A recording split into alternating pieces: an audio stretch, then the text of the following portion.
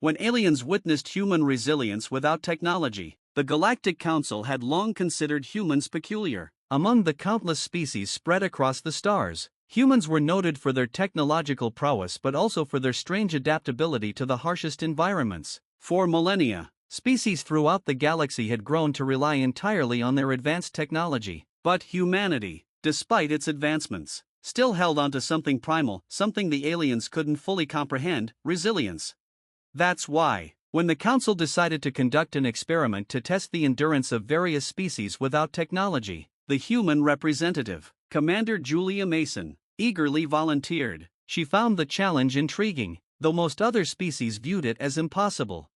The chosen environment was brutal, a remote, desolate planet called Araxis 9, known for its unforgiving terrain, scorching days, freezing nights, and a complete lack of resources that would be of any help to a modern species. The rules of the experiment were simple: no technology, no assistance, just sheer survival.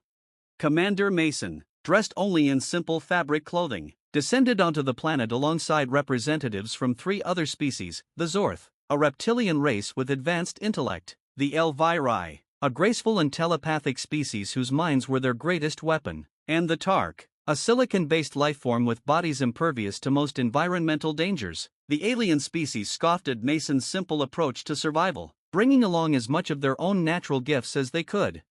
As the transport ship left, the 4 were left to fend for themselves for 72 hours.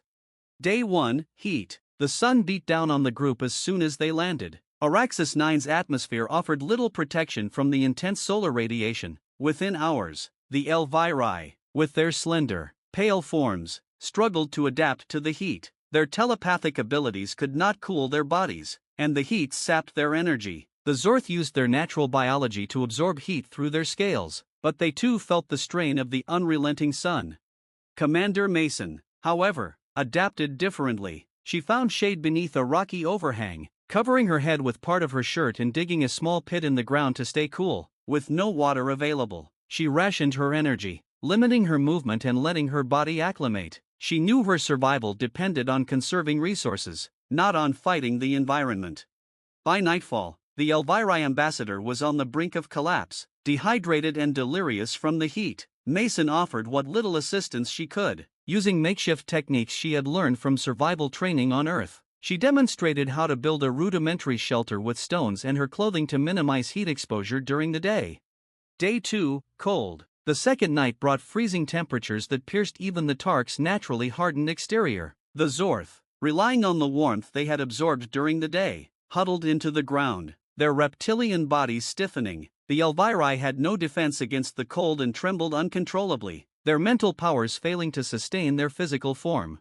Mason, who had foreseen the rapid drop in temperature, had spent the day gathering anything she could find: small rocks, twigs, and anything resembling plant matter. She built a fire using friction, a technique the aliens found archaic, even laughable, when she first demonstrated it. But as the warmth of the flames filled the small space beneath her rocky shelter, the laughter stopped. By the second night, the aliens began to approach her fire, their technological superiority suddenly useless on a planet where innovation meant thinking in simpler terms. Mason shared the heat, and they, reluctantly, accepted her methods. "I thought humans were fragile," the Zorth ambassador muttered, his pride wounded. "We can be," Mason replied calmly, "but we endure."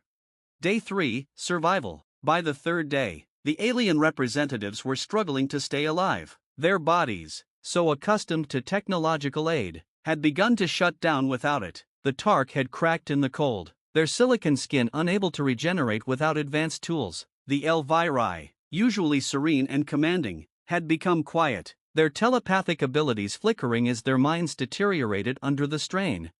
Mason, though exhausted, had adapted. She had built a rudimentary water collector from stones and morning dew, managing to hydrate herself just enough to keep going. Her movements were slow and deliberate, every action carefully calculated to conserve energy. As the Galactic Council's transport ship descended to retrieve them, the alien ambassadors looked upon Mason with newfound respect. She stood, still exhausted but alive, while they had been brought to the edge of death, despite their superior physiology and powers. When they were back aboard the Council's ship, the Elviri ambassador turned to Mason. her eyes filled with curiosity. How did you survive so easily? You had no advanced technology, no tools, nothing.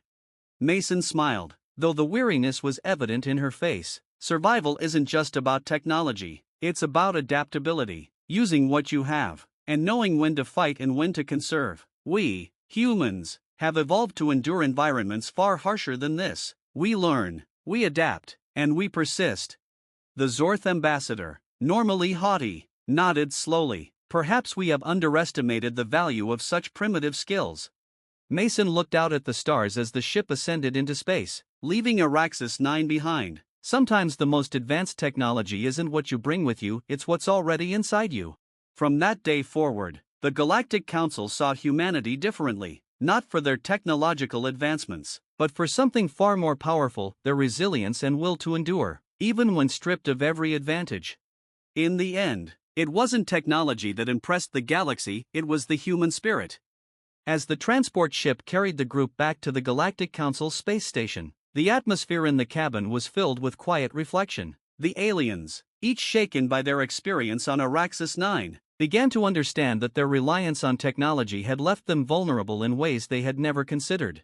The debrief. Once aboard the station, Commander Julia Mason was escorted to a private debriefing chamber. The high-ranking members of the Galactic Council awaited her, their expressions unreadable, but their eyes sharp with interest. They had witnessed the footage captured by drones, monitoring the survival experiment from above. They had seen Mason's quiet strength, her practical ingenuity, and, most of all, her unwavering resilience. Now, they wanted to hear it from her. "Commander Mason," began Counselor Ithrex, a tall, crystalline being whose voice reverberated in soft chimes. "Your performance on Araxis 9 exceeded expectations. You were the only participant to thrive. Can you explain what makes humans so adaptable?" Julia Mason leaned back slightly in her chair, her face calm despite the days of physical strain she had endured. "I wouldn't say I thrived, Counselor. I did what I needed to survive. That's what humans do. We've always faced challenges that push us to the limit. We don't wait for ideal conditions or the right tools. When you're left with nothing, you use your mind and your body. It's not magic, it's experience." Counselor Ithrex tilted its head, considering her words. "Many species adapt, Commander, but your adaptability seems unique. Our most advanced civilizations have spent millennia evolving to rely on their technological innovations. You managed to survive without any of it. Why?"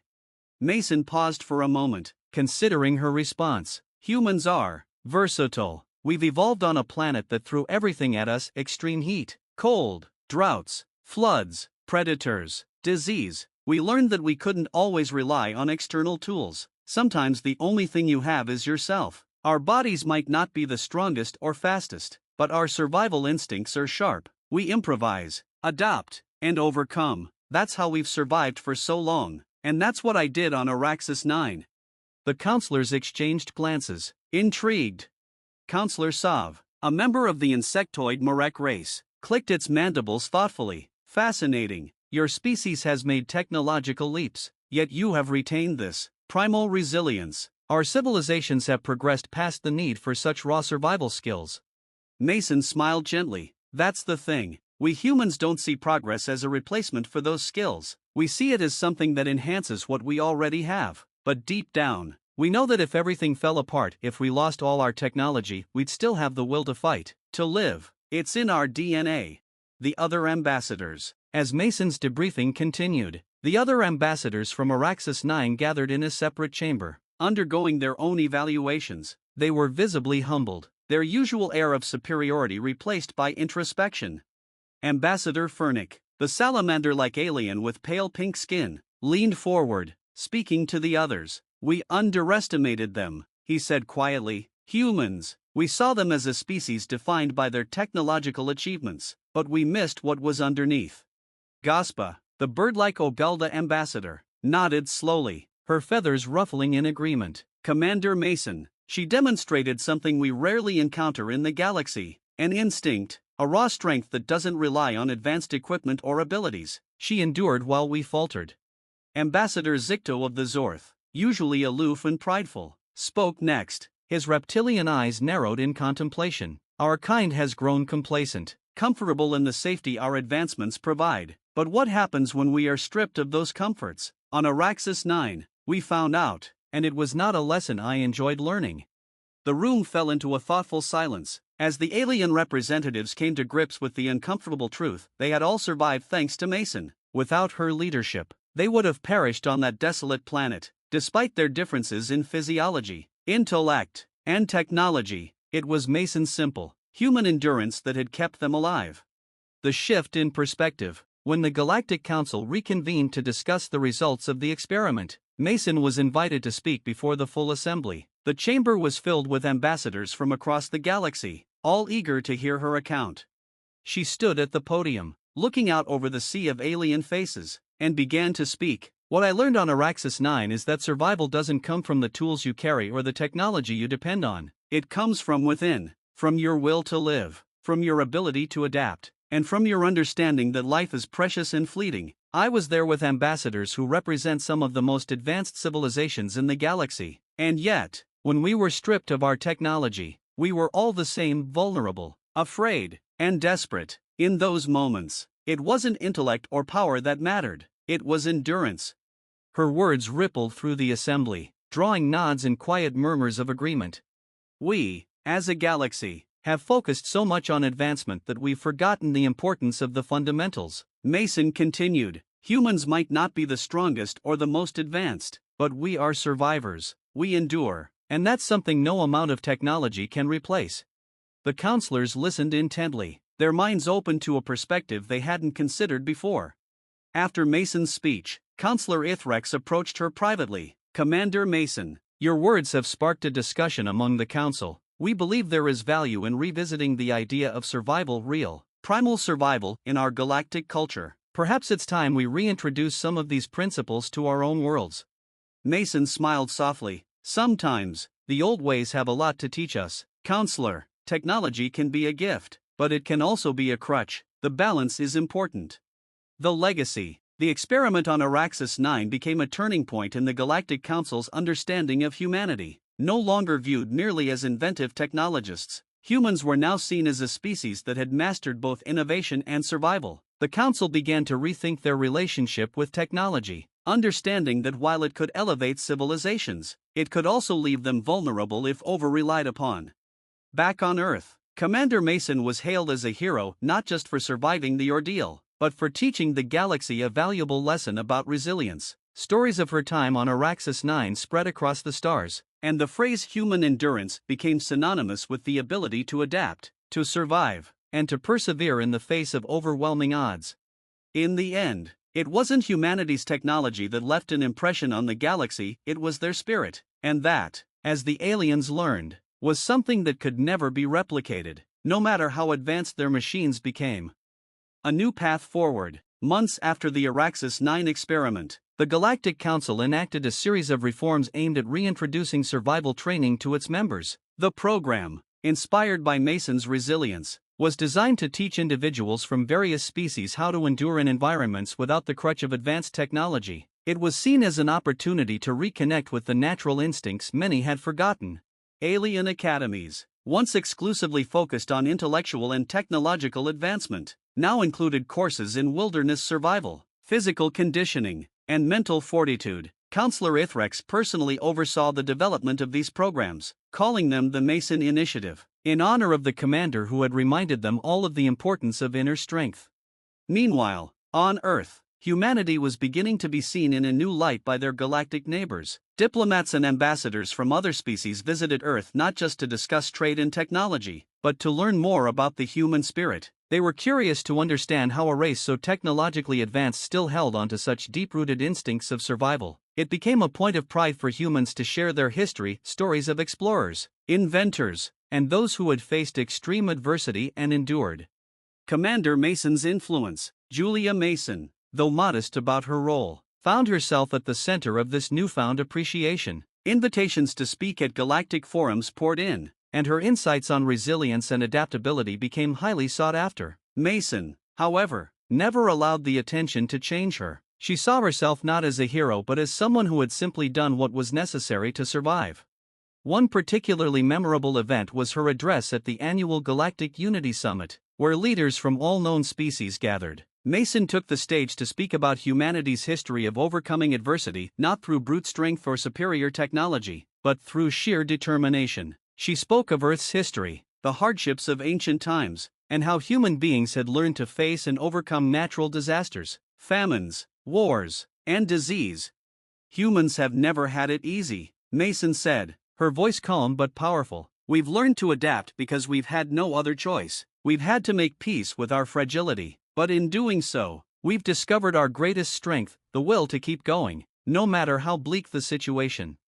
Her words resonated deeply. Across the galaxy, species that had long prided themselves on technological superiority began to reflect on their own histories. They wondered if they had lost something important in their race for progress, something Mason had helped them rediscover. A new kind of diplomacy. The Galactic Council began to emphasize cooperation on survival-based initiatives. Instead of focusing solely on technological exchange, they invited various species to share their ancestral knowledge and survival techniques. The Zorth, known for their endurance in extreme temperatures, taught classes on surviving the burning deserts of their homeworld. The Ogalda shared techniques for flight-based survival, while the Calipan demonstrated how they thrived in the crushing pressures of deep oceans. In turn, humanity shared their knowledge of wilderness survival, honed over millennia. Techniques like fire building, foraging, tracking, and first aid became valuable skills for species that had previously relied on technology to sustain them. Commander Mason herself took part in these exchanges, traveling to different worlds to teach what she had learned during her time on Araxis 9. She wasn't just sharing survival tips, she was instilling a mindset. She helped others understand that survival wasn't just about physical strength or intelligence, it was about the mental resilience to keep moving forward, no matter the odds. The challenge on Primus 9. One of the most significant events following the Araxis 9 experiment was a survival challenge on a new planet, Primus 9. Known for its volatile weather patterns and harsh terrain, this time, it wasn't just about demonstrating human resilience, it was a cooperative effort. Representatives from various species were invited to participate, alongside humans, to test their new survival skills in a controlled but challenging environment. Mason led the human contingent, while other species sent their best-trained ambassadors. Unlike the Araxis 9 experiment, where technology had been stripped away as a test of endurance, the Primus 9 challenge was about integrating what they had learned. Participants were allowed minimal tools and were expected to rely on both their instincts and newly acquired survival skills. The challenge proved to be an eye-opening experience for many species. Some struggled with the physical demands, while others found it difficult to adapt to unfamiliar environments. However, a surprising sense of camaraderie emerged. Instead of competing, many of the participants began to work together, sharing their strengths and supporting one another through the ordeal. Mason's leadership was once again instrumental. She encouraged cooperation over competition, reminding everyone that survival was not just about individual strength, but about the strength of a community. The challenge on Primus 9 ended in success, with every participant surviving the harsh conditions, something that would not have been possible without the lessons Mason had imparted. A galactic shift. Over time, the lessons learned from Mason's example began to shape the way galactic civilizations approached their own development. Species that had once viewed technology as the pinnacle of advancement now saw it as a tool, not a replacement for the fundamental skills of survival. They began to invest in programs that taught both technological innovation and physical resilience, ensuring that future generations would be prepared for anything the universe threw at them. The Galactic Council even went so far as to establish a new tradition, a yearly endurance festival held across multiple worlds, celebrating the survival stories of different species. Humans were often featured prominently, with their history of overcoming adversity serving as inspiration to all. In the end, what began as an experiment on a barren planet had sparked a galaxy-wide movement. It wasn't about rejecting technology, but about balancing it with the ancient wisdom that all species possess deep within their histories. And it was Commander Julia Mason, with her quiet strength and unyielding resilience, who had reminded the galaxy that no matter how advanced they became, true survival, came from within.